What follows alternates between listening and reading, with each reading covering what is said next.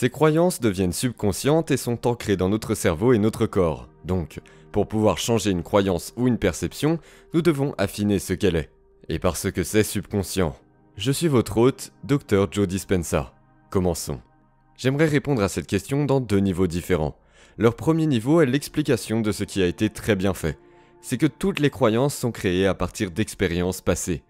Comme nous l'avons dit dans le modèle de ce travail, plus l'émotion que vous ressentez à la suite d'un événement de votre vie est forte, plus vous vous sentez chimiquement altéré à l'intérieur de vous. Plus le cerveau fige une image et prend une image ou une série d'images instantanées. Et c'est ce qu'on appelle une mémoire à long terme. Et c'est gravé, cet hologramme est gravé neurologiquement dans le cerveau. Les gens ont donc tendance à penser neurologiquement dans les circuits de cette expérience et à ressentir dans les limites de ces émotions. Et la façon dont nous pensons et ressentons crée notre état d'être. Ainsi, si quelque chose vous arrive, quel que soit l'événement, prenons un simple exemple. Si vous conduisez une certaine marque de voiture et que celle-ci tombe en panne, vous pouvez en tirer la conclusion que toutes les voitures de ce type sont terribles et mal construites. Et dès que nous tirons une conclusion sur une expérience, nous commençons à former une croyance. Cette croyance est alors très déterministe, c'est comme une grossesse. Soit tu es enceinte, soit tu ne l'es pas. Donc les gens ont tendance à penser neurologiquement dans ces circuits et à faire la chimie de ces émotions. Et la façon dont vous pensez et ressentez est votre état d'être. Et nous commençons à former des attitudes. Les gens peuvent avoir une bonne attitude le matin et une mauvaise attitude l'après-midi. Nous pouvons dire que les attitudes sont des états d'être raccourcis. Si vous prenez une autre attitude et encore une autre, et que vous commencez à les combiner, vous commencez à réaliser ce qu'on appelle une croyance. Et une croyance est juste une pensée que l'on continue d'avoir encore et encore jusqu'à ce que vous ayez câblé dans votre cerveau. Et la pensée combinée avec le sentiment, le souvenir et l'émotion, le stimulus et la réponse conditionnent la croyance à être subconsciente. Donc toutes les croyances sont des états d'être subconscients. Alors les gens diraient, eh bien, je crois en ce travail. Elle a un sens pour moi intellectuellement, je le comprends. J'y crois, je veux le faire. Mais la question suivante est, est-ce que ça marche pour moi ? Et c'est là que c'est fondamentalement important, parce que certaines personnes vont faire ce travail et vont se lever et croire davantage en leur avenir. C'est parce qu'ils changent leur façon de penser et de ressentir. Et d'autres font ce travail et se lèvent et y croient moins parce qu'ils n'ont pas changé leur façon de penser et de ressentir. Donc ces croyances deviennent subconscientes et s'ancrent dans notre cerveau et notre corps. Pour pouvoir changer notre croyance ou notre perception, nous devons affiner ce qu'elle est. Et comme elle est subconsciente, souvent, si vous vous posez cette question avant de vous endormir, vous pouvez ralentir le processus d'endormissement et vous poser vraiment la question.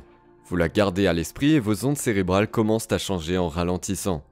Au moment où vous vous endormez, votre cerveau passe à un schéma d'onde cérébrale plus lent, comme le schéma d'onde cérébrale cathédrale ou le schéma d'onde cérébrale alpha inférieur. Et la porte entre l'esprit conscient et l'esprit subconscient s'ouvre. Et tout d'un coup, vous prenez conscience de ce que c'est. Donc l'intuition et la prise de conscience ne changent rien à la croyance. C'est juste que maintenant, vous êtes conscient de ce dont vous n'étiez pas conscient. Et vous devenez conscient de ce dont vous étiez inconscient. C'est à ce moment-là que nous devons faire quelque chose. Pour changer une croyance ou une perception de nous-mêmes et de notre vie, nous devons prendre une décision avec une intention si ferme que l'amplitude de cette décision porte un niveau d'énergie supérieur au programme câblé du cerveau et au conditionnement émotionnel du corps. Et le corps doit littéralement répondre à l'esprit pour que le choix que nous faisons à ce moment-là devienne un moment que nous n'oublierons jamais. C'est le moment où vous pouvez dire « Je me souviens quand j'ai décidé de changer parce que l'amplitude de cette énergie, le choix de faire ce changement, porte un état émotionnel qui est plus grand que la croyance originale, plus grand que l'émotion de l'événement extérieur qui a créé cette croyance en premier lieu. Donc, pour que nous puissions sortir le corps du passé et commencer à l'aligner sur un nouveau futur, l'amplitude de cette émotion doit être plus grande que l'expérience émotionnelle du passé. Et si cela est fait correctement, et que nous combinons cette intention claire avec l'émotion élevée, le corps commence à avoir un échantillon, un goût de ce futur dans le moment présent. Il est tellement objectif qu'il ne fait pas la différence entre l'événement extérieur qui crée l'émotion et l'événement intérieur que la personne crée par sa pensée seule. On pourrait donc dire qu'à mesure que le corps prend goût à l'avenir, il change son destin parce qu'il s'aligne sur l'avenir. Et maintenant, tout d'un coup, la personne commence à ressentir un changement physique, un changement émotionnel, un changement chimique, et c'est une grosse explosion. Une grosse pierre que nous lâchons dans le lac placide du champ quantique. Et cela crée de fortes ondulations. Il peut donc être nécessaire de prendre une série de décisions chaque jour pour commencer à conditionner le corps à répondre à l'esprit.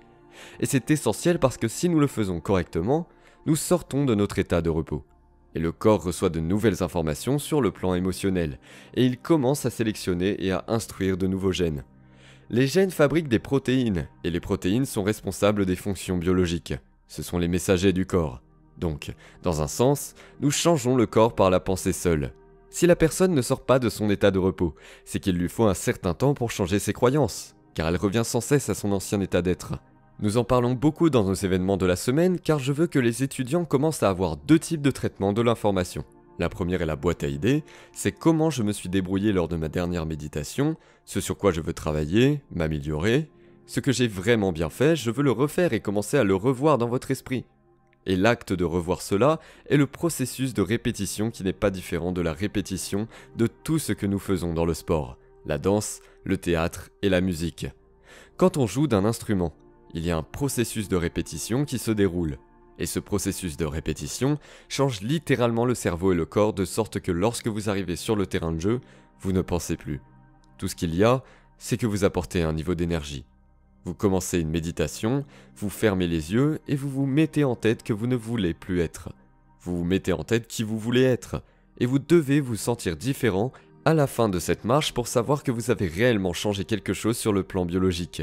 Ainsi, la plupart des gens prennent des décisions, et ces décisions ne les ont jamais fait sortir de leur état de repos émotionnel. Ils disent donc « je veux changer demain » ou « laissez-moi réfléchir au bon moment pour commencer à faire un effort ». Le corps, qui est en fait en train d'espionner le cerveau, sait que la personne ne veut pas sérieusement changer. Mais quand les gens disent « je me fiche du temps que ça prendra, je me fiche de ce que je ressens dans mon corps, je me fiche de ce qui se passe dans ma vie ou de ce que les gens pensent de l'environnement, je vais le faire », la personne se dit qu'elle est décidée, et les poils de sa nuque se dressent. C'est une nouvelle information pour le corps qui réécrit la croyance à ce moment-là. Vous vous dites que vous avez pris votre décision, que ce futur est quelque chose que vous voulez atteindre. Et quand vous ressentez cette émotion, votre corps y croit. Il commence à vivre dans ce futur. Faites cela suffisamment de fois. Une pensée et un sentiment de stimulus et de réponse. Vous commencez à conditionner le corps inconsciemment à être dans un nouveau système de croyance. Il est donc essentiel de le faire car ce n'est pas différent du prédicateur du sud profond des États-Unis qui entre dans un état d'extase religieuse et boit du strict neuf sans que cela ait d'effet biologique. Comme pour la mère dont l'enfant est coincé sous la voiture, qui s'approche de la voiture, la soulève et sort l'enfant. La mère ne dit pas « Oh mon Dieu, j'ai mangé des hydrates de carbone hier, je n'ai pas fait de sport depuis 2 semaines. Je ne sais pas comment ça va se passer. » Il n'y a pas de flou artistique, il y a un état absolu. Et c'est l'énergie qui commence à se traduire en biologie. C'est une énergie qui commence à instruire la biologie ou à informer la biologie. Et si nous voulons changer une croyance, nous devons littéralement comprendre que c'est le moment où je vais commencer à changer. Vous parlez à des gens qui se sont guéris eux-mêmes de toutes sortes de problèmes de santé, ils vous diront « Je me souviens où j'étais et à quelle heure de la journée, avec qui j'étais quand j'ai décidé de changer ». En d'autres termes, le choix qu'ils ont fait est devenu une expérience qu'ils n'ont jamais oubliée. Et l'expérience était le choix, ont changé.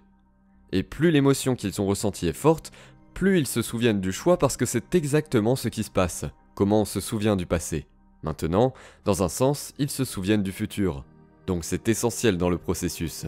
L'autre élément, qui est également essentiel, et j'y suis confronté assez souvent, c'est que lorsque vous avez une croyance sur quelque chose qui est subconsciente ou inconsciente, et que vous l'avez dans votre conscience, il faut constamment se souvenir pour ne pas oublier.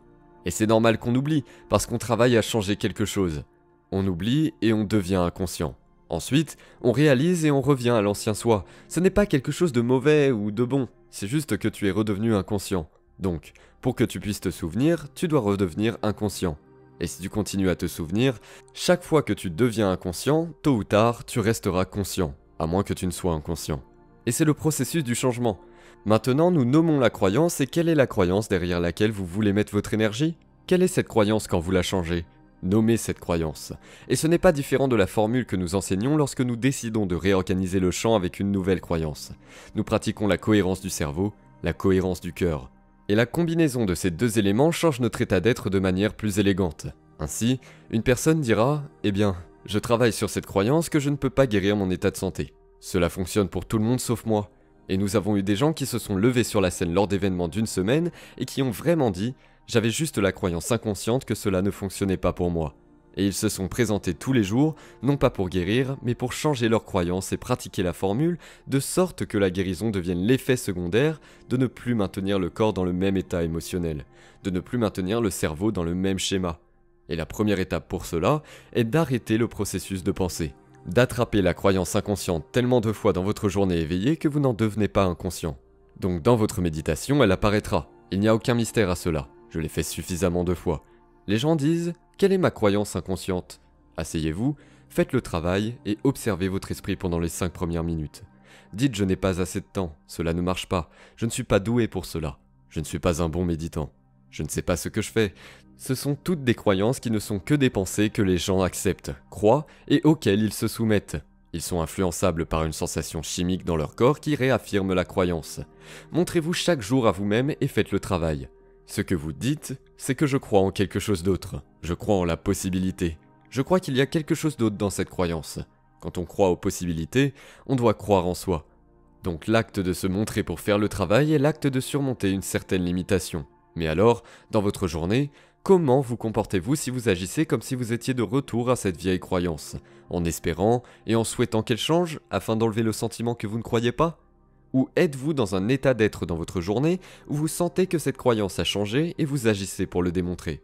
Et bien sûr, au moment où vous répondez et revenez à des sentiments familiers, votre corps est de retour dans le passé parce qu'il ne sait pas faire la différence entre les événements de la vie réelle et l'émotion que vous créez juste par la pensée. Donc, changez la façon dont nous pensons, changez la façon dont nous agissons, changez la façon dont nous nous sentons en préparation de la journée avec nos yeux ouverts. Et c'est là que la méditation debout est si importante. Entraînez-vous à marcher dans cette nouvelle croyance. Comment allez-vous marcher ? Comment allez-vous respirer ? Comment bougeriez-vous ?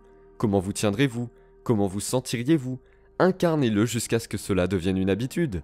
Ainsi, en vous réveillant, vous restez conscient et restez conscient. C'est vraiment changer votre état émotionnel, changer votre énergie. Et quand vous changez vos émotions et votre énergie, vous devenez conscient des possibilités que vous avez inconsciemment de rester dans les mêmes émotions, de rester dans la même énergie. Vous êtes inconscient. Vous ne pouvez pas voir ces possibilités qui existent sur le terrain. Donc vous sélectionnez des possibilités, vous faites ce travail. Vous changez votre état d'être et vous gardez votre énergie pour rester connecté à ce futur. Restez connecté à ce résultat.